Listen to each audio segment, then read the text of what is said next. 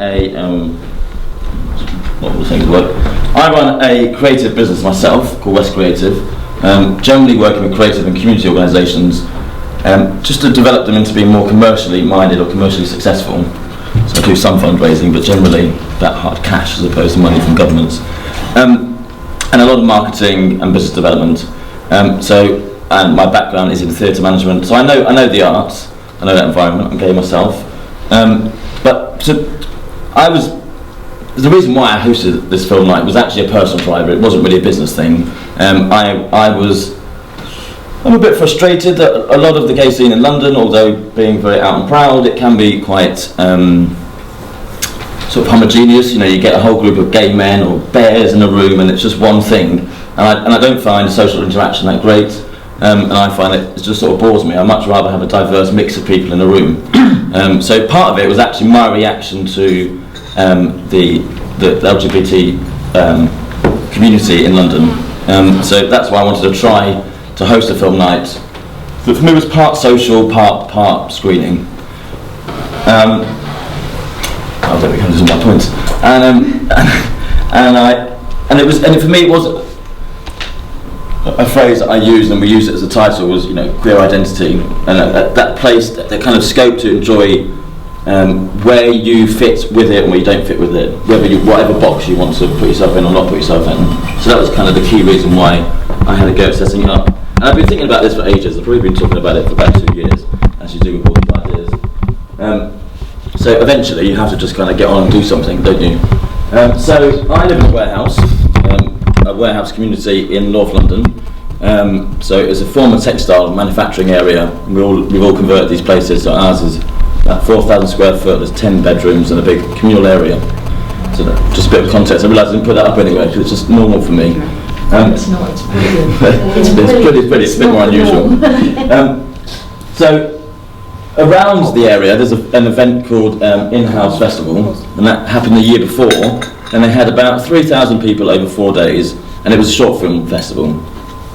And I knew it was coming up, and I thought, well, there we go, this is my window. So I spoke to the organisers and said, I'm thinking about doing this, could we put that in the festival? And they were very up for it. They thought, perfect, let's plonk it in. So having sort of submitted it, I had to then make it happen. I've also got my business, West Creative, which helped. G-Fest is a gay arts festival that happens in November in London every year by a company called Wise Thoughts, and I'm on the board of that organisation, so I thought they'd be useful partners. So I sort of threw them in the mix, and we said whatever.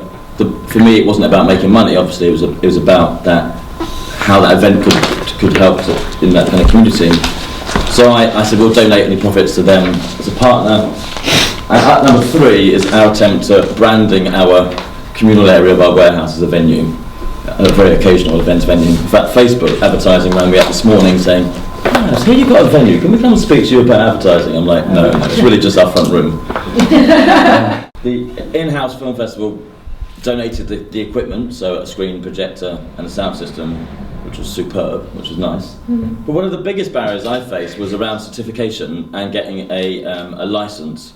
So in the UK, if you're presenting any sort of entertainment, you need an entertainment licence as a temporary event notice, and if you're charging obviously a bar, you need a bar licence with that, and the two wrapped together.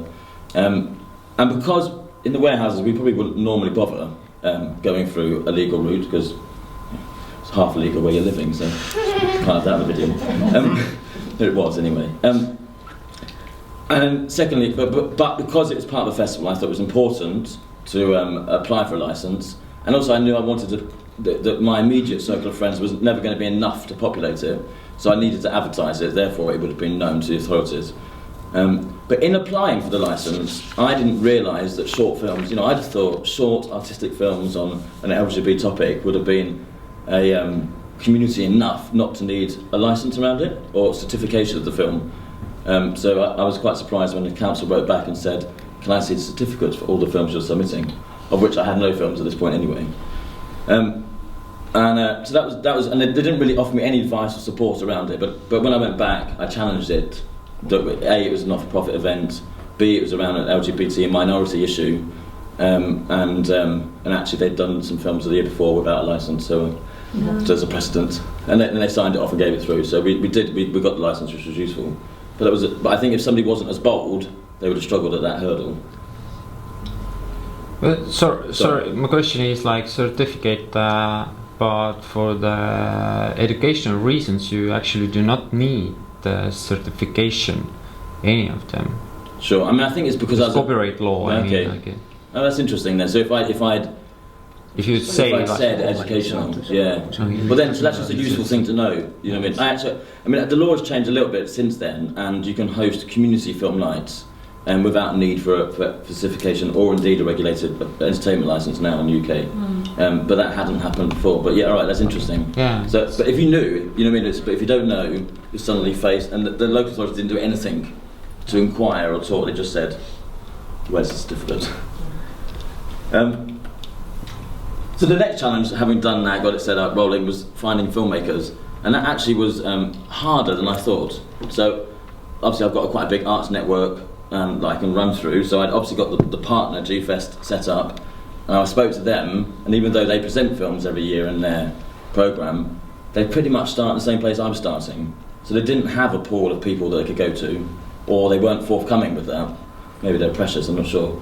So that was odd. I tried a bit of word of mouth. I have lots of filmmaker friends, but not necessarily LGBT films, and they put it out to a few, and the response was varied.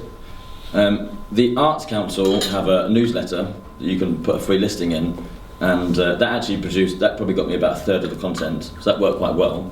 But it was the BFI Flair Festival, so the BFI do an LGBT festival every year, and I emailed them to ask could they recommend anyone, and they couldn't, but they sent back a resource pack of all the people that have shown what they covered, where they're from, and their contact details. So that was superb. And Peter, that's actually where your colleagues with the short film that we saw were presenting in the UK at the BFI Flair Festival. So there's crossover. But the thing about the BFI Flair, which I'll talk about a little bit later on, is that you get this fantastic resource pack, but you sort of think, can I contact them? You know, I'm just a lowly little event here.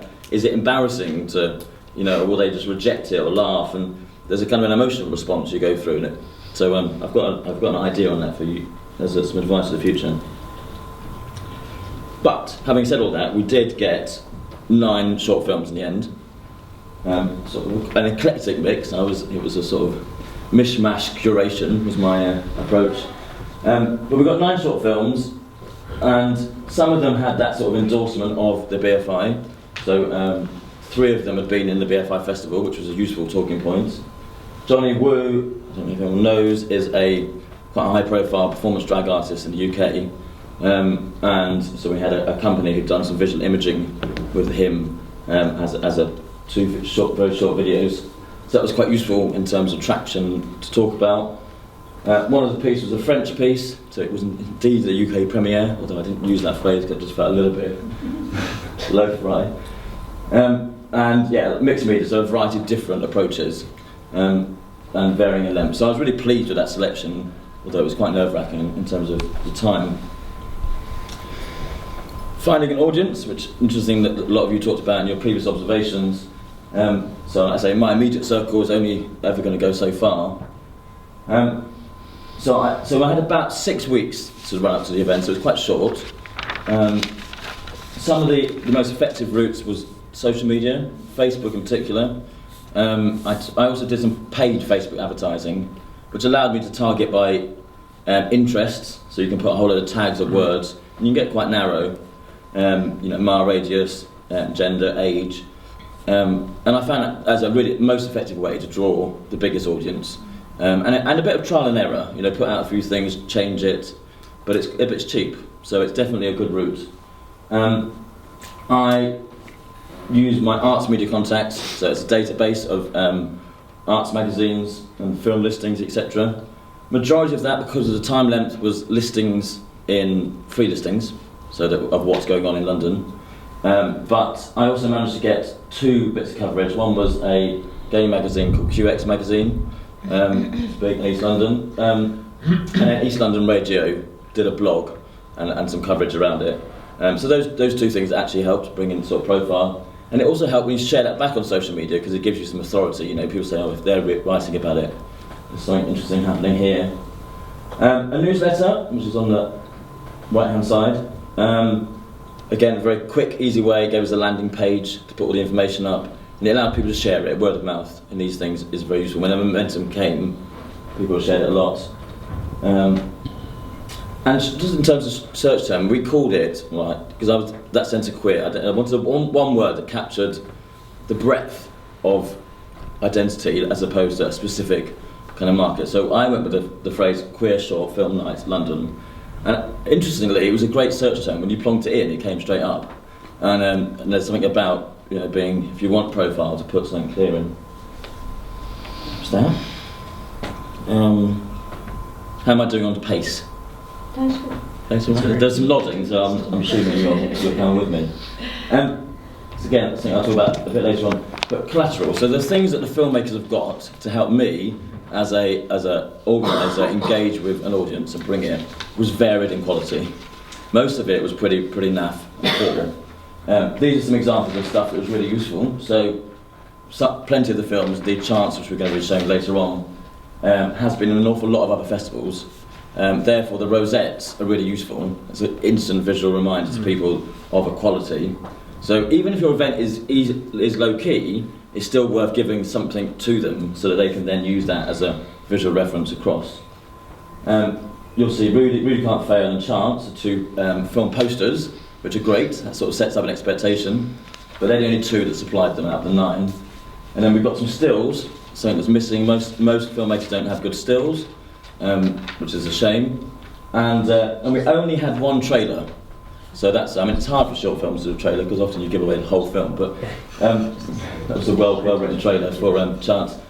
And again, that was good. As soon as that goes out, people can share it, and it kind of takes away the fear, you know, that kind of, what is it am I going to see? So I think if we could work on much more bite-sized trailers around this market, it would help. The night went well. So 122 to 250 people. We did it over 3 sets. For me, as I said, it was important to have, yes, it was about the films, it was about the screening, but it was as much about a social time. So that sense of discussion and informal discussion, not kind of led at the front, was also really key for me. So it definitely had a sort of cultural nightclub feel about it. In fact, it went on for hours, but we'll talk about that with a license.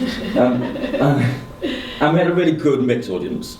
LGBT, all the QI, all the variables, and a straight community, and it was quite balanced, although it was quite high on the LGBT side. Age-wise, just because age I suppose fits, we'd be probably, I would say, early 20s to about 35 was the general audience type. So the things that worked really well, that social balance I talked about, the bite-sized selection, so like most of the films, the average was probably about 5 to 7 minutes. A couple of them are a bit longer, and a few of them are smaller.